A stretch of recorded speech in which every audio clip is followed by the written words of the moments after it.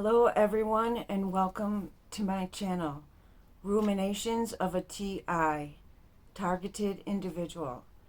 Shout out to Economic Ninja for motivating me to do this video. My name is not important, but I think my story may be. Hindsight is 2020 vision, and looking back I can see clearly now what was happening. It was 2022, and my dog Muffin was a 10-pound Shih Tzu, and she was 15 years old.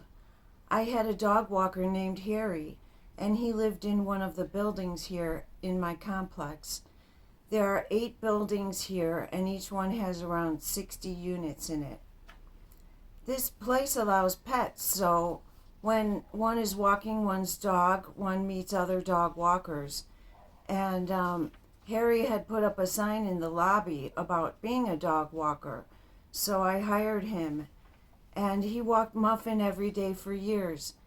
When I broke my pelvic bone in 2019, Harry walked Muffin, and he did lots of errands for me too.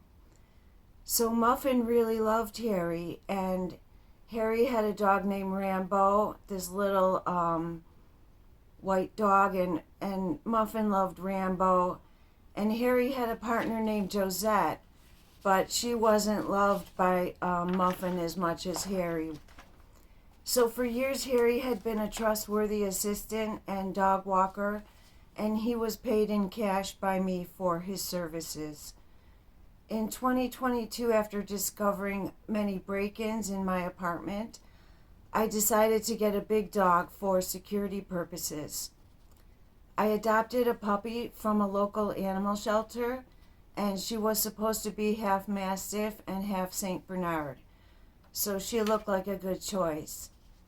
The problem was that she didn't get along with Muffin. The puppy was too wild, and Muffin hated her, so I sent Muffin to Harry's house for dog lodging, and I trained the new pup. Harry would send me pictures of Muffin and Rambo being strolled around in a doggy stroller, and he let me know how happy Muffin was and how well she was doing. That was until I took a trip to Denver to hire some attorneys for a RICO case. The day before I left, Harry sent me a picture of Muffin and Rambo, saying how cute they were and how well she was doing. The day after I left, Harry said I had to come home immediately and that Muffin wasn't doing well and she had to be put to sleep. And he called and left several voicemails and text messages. I texted him back. I said, "You better not do that to her, and I can't come and see you right now." I had snuck out of town in my son's car, and I didn't want anyone to know my whereabouts and whatabouts. So when I returned a week and a half later from my trip, Harry gave me the papers from the vet that had put Muffin to sleep and said she was dead and gone. And that was that. So I was quite in shock and furious. Looking back now, I see Harry didn't really want to do that, but somehow he was forced to. And now Harry is dead. He died around 8 months ago. He had been battling prostate cancer, but he died suddenly in his sleep one night of a heart failure, apparently according to his partner Josette.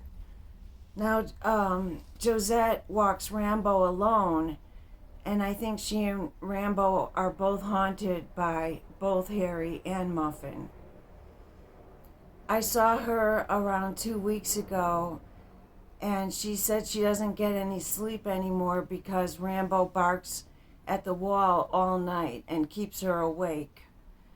I said maybe he sees Harry, and she said she thought that very thing and that Harry is watching over her and Rambo. I think more like Harry is furious with her. But what do I know?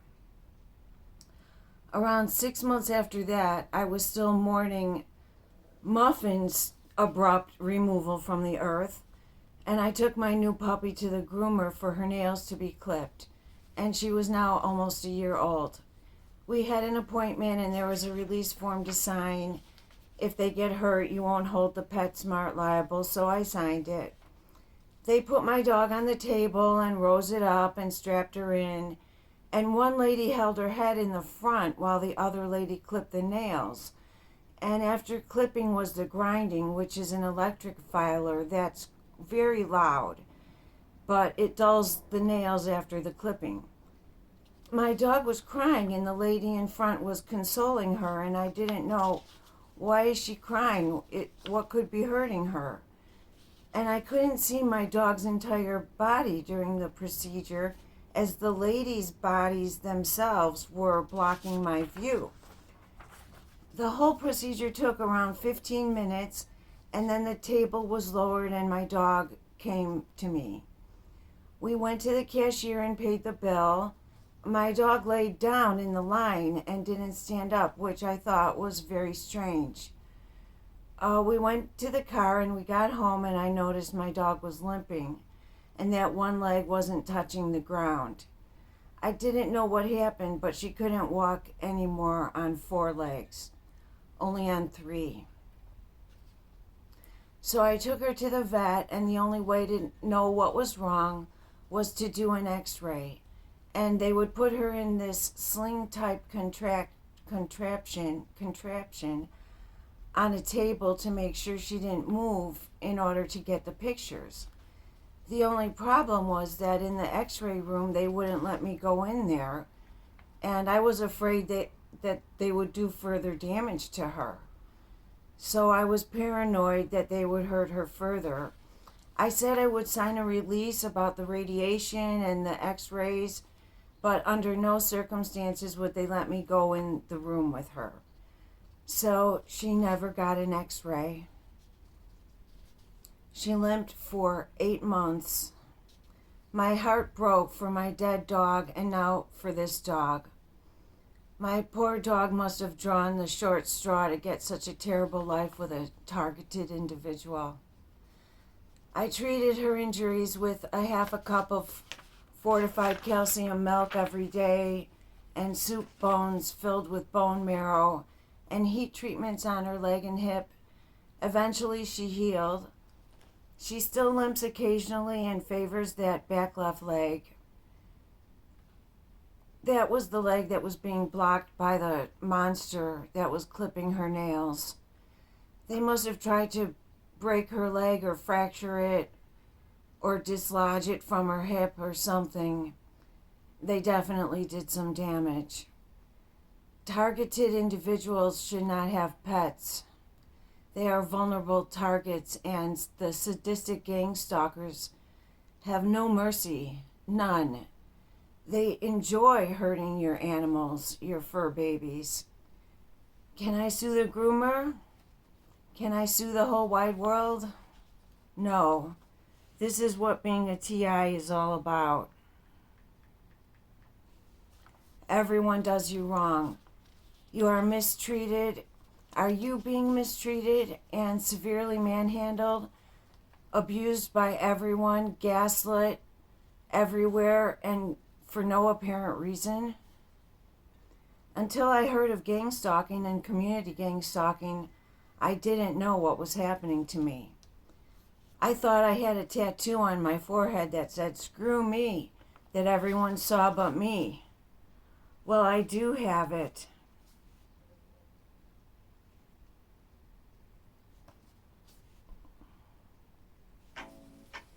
And I will try and wear it as a badge of honor. Thanks for watching. More stories to come. Peace out.